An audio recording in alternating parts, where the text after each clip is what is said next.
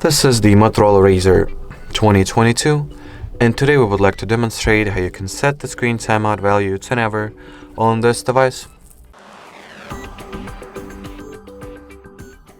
So to start off, I would like to mention that the maximum value that you can set using the default means of the system is 30 minutes. So if we'll go to the display category of settings and expand the available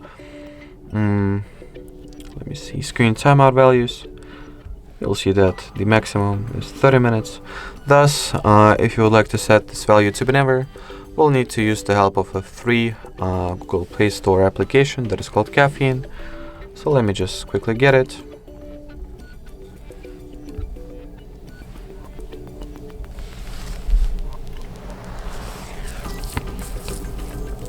Once the Caffeine application, Keep the Screen On from Accurate Developer, has been successfully downloaded and installed, all that is left to do is to launch it and make sure that the timeout section has the infinite value set, and that will effectively mean that as long as you keep it running in the background, so do not close the app, your screen will not go to sleep automatically at all, no matter for how much time it will be in the idle status.